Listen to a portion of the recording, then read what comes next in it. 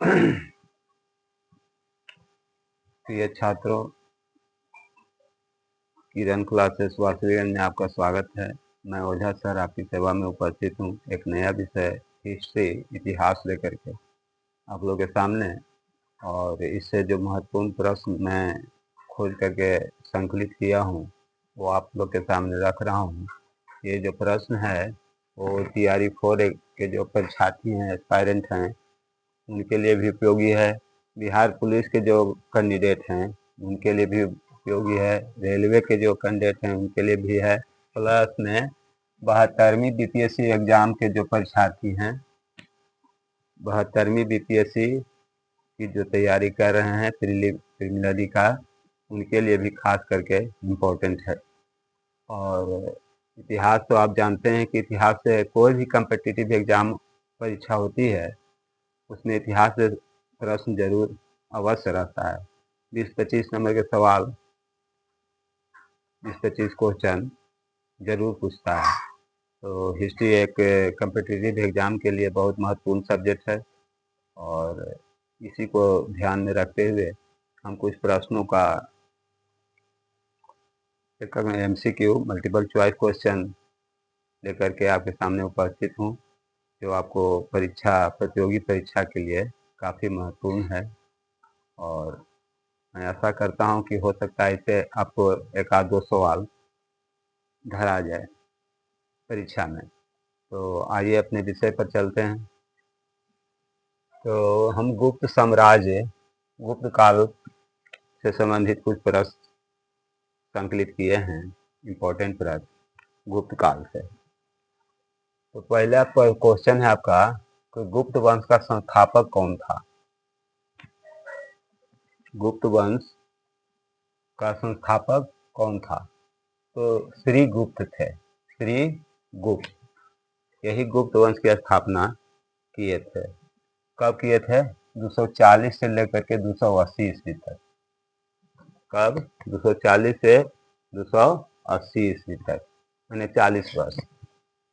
अब दूसरा क्वेश्चन है, गुप्त वंश का पहला महान सम्राट कौन था? तो चंद्रगुप्त प्रथम। गुप्त वंश का पहला महान सम्राट कौन था? चंद्रगुप्त प्रथम।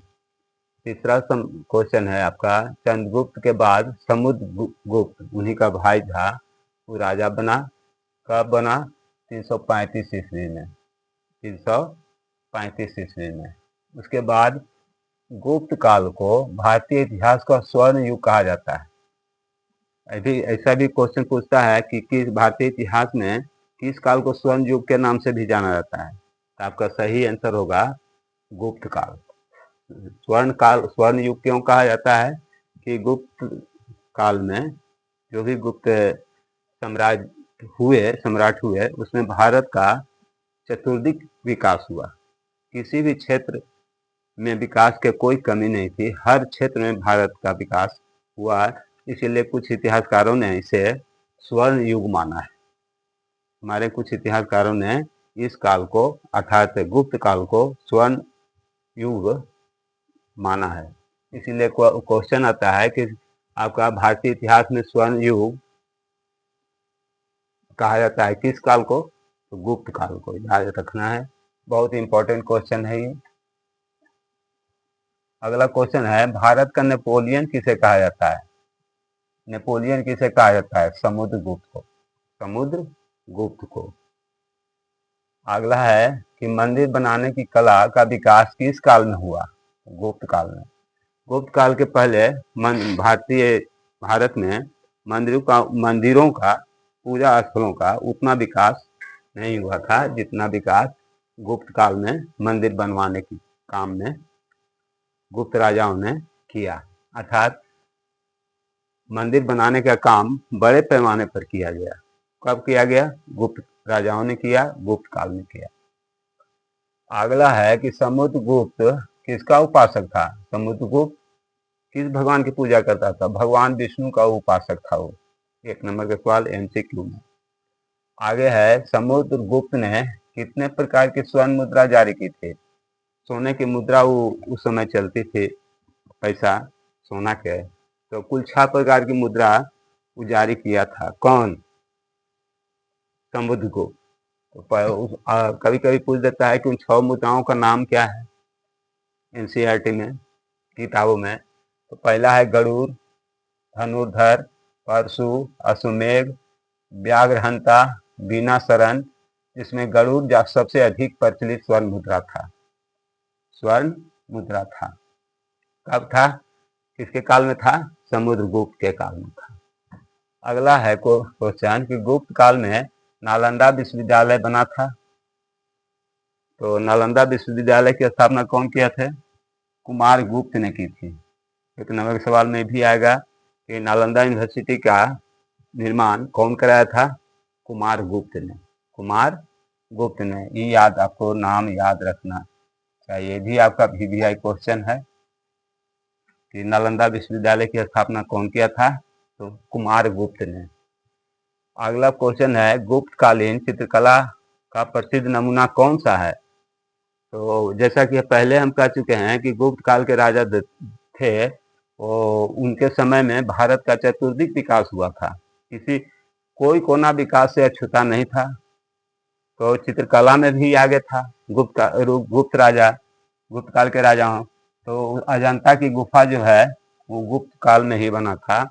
ऐसे भी क्वेश्चन आपको पूछा जा सकता है कि अजंता की गुफा किस काल में निर्माण कराया गया? तो आपका आंसर होगा गुप्त काल में। ये भी आपका VVI क्वेश्चन है, इंपॉर्टेंट क्वेश्चन है, इसको आप ध्यान से देखिएगा।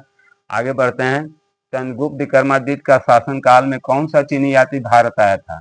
तो फाहियान आया था चीन से भारत की स्थिति को समझने के लिए, भारत का अध्ययन करने के लिए फाहियान चीन से आया था, चीनी यात्री बन करके। और भारत में 4-5 वर्षों तक रहा और पूरे भारत का भ्रमण किया। फाहियान का अर्थ क्या होता है? धर्माचार्य।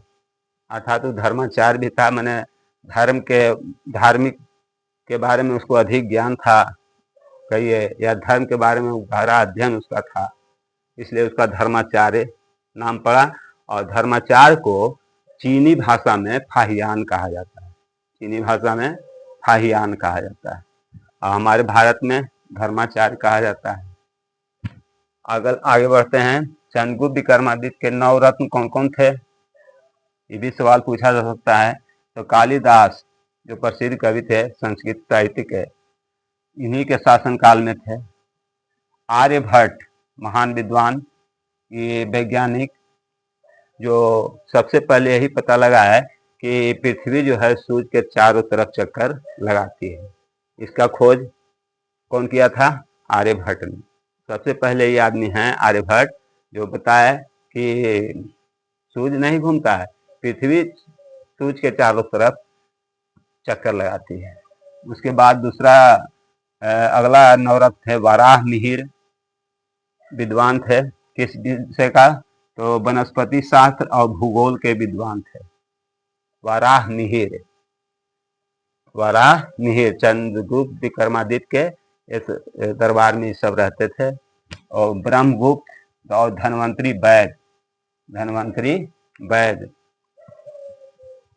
विक्रमादित्य के ये सब 9 रत्न माने जाते हैं।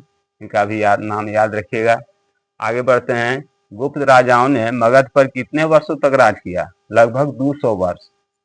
लगभग 200 वर्ष तक गुप्त काल के राजाओं ने मगध पर राज किया। आगे बढ़ते हैं। हुनों के आक्रमण किसके शासन काल में हुआ था? स्कंद गुप्त के शासन काल में। स्कंद गुप्त के शासन काल में हुन आए और मगध पर आक्रमण कर दिए। गुप्त वंश का अंतिम शासक कौन था? भानुगुप्त। ये भी इंपॉर्टेंट क्वेश्चन है। गुप्त काल का सबसे अंतिम बादशाह या अंतिम राजा कौन था? भानुगुप्त। उसका नाम था भानुगुप्त। हुनों के आक्रमण के बाद गुप्त वंश समाप्त हो गया। लगभग 200 वर्ष मगध पर राज करने के बाद गुप्त वंश का शासनकाल समाप्त हो गया। हुनों का आक्रमण के कारण गुप्त काल समाप्त माना जाता है। अब हुनों का साम्राज्य हो गया। गुप्त काल में किस धर्म की उन्नति ज्यादा हुई? तो हिंदू धर्म की। जैसा कि ऊपर भी आप लोग ऊपर भी हम बताए हैं कि मंदिरों का विकास बहुत ज़्यादा बड़े पैमाने पर मंदिर का निर्माण कराया गया। चित्रकला के क्षेत्र में भी गुप्त राजा बहुत ध्यान दिए और चित्रकला का भी काफ़ी विकास हुआ।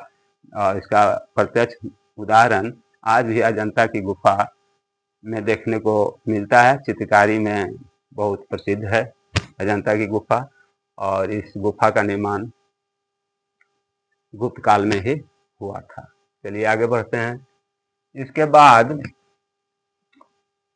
वर्धन वंश की शुरुआत होती है। गुप्त काल के हुन आक्रमण किया तो गुप्त राजाओं के का शासन समाप्त हो गया। उसके बाद वर्धन वंश का शुरुआत होता है। इस वंश में सबसे शक्तिशाली राजा आपको प्रभाकर वर्धन माने जाते हैं। प्रभाकर वर्धन, इनके दो बेटे हुए, राजवर्धन और हर्षवर्धन। प्रभाकर वर्धन के दो संतान हुए, पहला का नाम हुआ राजवर्धन, दूसरा का नाम हुआ हर्षवर्धन। प्रभाकर वर्धन की मृत्यु 605 ईस्वी में हो गई थी और इसके बाद राजवर्धन बड़ा होने के कारण गद्दी पर बैठा। बड़ा लड़का होने के कारण गद्दी को मिली। गौड़ के राजा शशांक ने राजवर्धन की हत्या कर दी। इसके बाद हर्षवर्धन जो था उसका छोटा भाई 606 ईस्वी में वही राजा बना, हर्षवर्धन। अब कहता है कि इसकी राजधानी कहाँ थी। हर्षवर्धन की राजधानी 1 नंबर के सवाल में भी पूछ सकता है एमसीक्यू में कि हर्षवर्धन की राजधानी कहाँ थी। थानेश्वर थी। यह स्थान कुरुक्षेत्र के पास है। कहाँ पर है? कुरुक्षेत्र, हरियाणा के आसपास पड़ता है कुरुक्षेत्र। बाणभट्ट, दिवाकर, मयूर हर्षवर्धन के दरबारी कवि थे। अब ये भी सवाल उठता है कि बाणभट्ट किसके दरबारी कवि माने जाते हैं? तो हर्षवर्धन के समय में थे। हर्षवर्धन जो था खुद विद्वान था और 3 पुस्तक लिखा अपने। पहला है नागानंद, दूसरा है रत्नावली और तीसरा है प्रियदर्शिका। आपको ये भी सवाल एमसीक्यू में पूछा जा सकता है कि नागानंद किसकी रचना है? हर्षवर्धन की। रत्नावली किसकी रचना है? हर्षवर्धन की। प्रियदर्शिका किसकी रचना है? हर्षवर्धन की। हर्षवर्धन किसका अनुयायी था? बौद्ध धर्म को मानने वाला था, बौद्धिस्ट था वो, बौद्ध धर्म को मानने वाला हर्षवर्धन था। हर्षवर्धन अपनी सारी संपत्ति, ध्यान दीजिएगा, प्रयाग में आकर दान कर दिया था। तीर्थराज प्रयाग में आकर के जितना भी संपत्ति था वो दान कर दिया था। ह्वेनसांग इसी के शासनकाल में भारत आया था। ह्वेनसांग भी चीनी यात्री था। वो इसी के हर्षवर्धन के काल में ही वह भारत आया था, भारत घूमने चीनी यात्री बन करके। दक्षिण भारत के राजा पुलकेशिन द्वितीय सन 630 ईस्वी में हर्षवर्धन को हरा दिया युद्ध में। ध्यान दीजिएगा, पुलकेशिन द्वितीय कहाँ का राजा था? दक्षिण भारत का था। तो 630 ईस्वी में वो हर्षवर्धन को हरा दिया। इसके बाद पुलकेशिन द्वितीय का राज्य हो गया, दक्षिण भारत से आ गया यहाँ कुरुक्षेत्र तक। तो अब इस पुलकेशिन द्वितीय का राज हो गया हर्षवर्धन के बाद 630 ईस्वी में।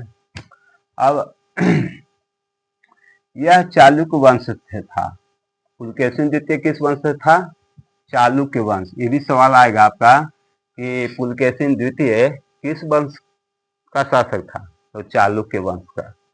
हर्षवर्धन के मरने के बाद कन्नौज पर अधिकार प्राप्त करने के लिए बहुत से राजा चढ़ाई किए, जैसे पाल वंश के राजा थे, प्रतिहार वंश के राजा थे, राजपूत वंश के राजा थे।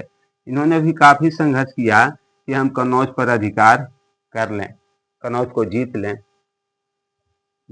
काफी संघर्ष हुआ। अंत में पाल वंश सफल हुआ। पाल वंश के राजा कन्नौज पर अधिकार कर लिए। और पाल वंश का सबसे संस्थापक कौन था? तो गोपाल, उसका नाम था। पाल वंश का संस्थापक किसे कहा जाता है? एक एमसीक्यू क्वेश्चन में पूछा जा सकता है। तो गोपाल था, पाल वंश का संस्थापक बनाने वाला गोपाल था। इसकी राजधानी कहाँ थी? मुंगेर को भी राजधानी बनाया। मुंगेर बिहार में पड़ता है। राजधानी बनाया मुंगेर में। पाल वंश का सबसे शक्तिशाली राजा धर्मपाल हुआ। सबसे शक्तिशाली राजा कौन हुआ? धर्मपाल।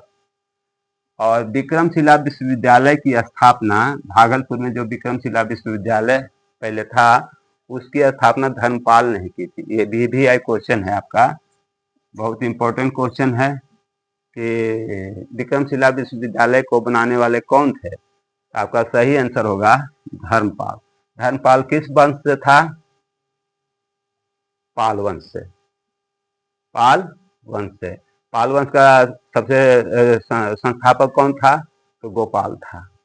तो कुछ क्वेश्चन जो हैं बहुत परीक्षा के दृष्टिकोण से काफ़ी उपयोगी हैं और महत्वपूर्ण हैं और आने की संभावना है, तो इसको आप ज़रा सा देख लीजिएगा परीक्षा में जाते वक्त या भी समय है। आज के लिए आज के वीडियो में बस इतना ही। फिर अगले वीडियो में हम कुछ नया विषय लेकर के आपके सामने उपस्थित होऊंगा। तब तक के लिए धन्यवाद।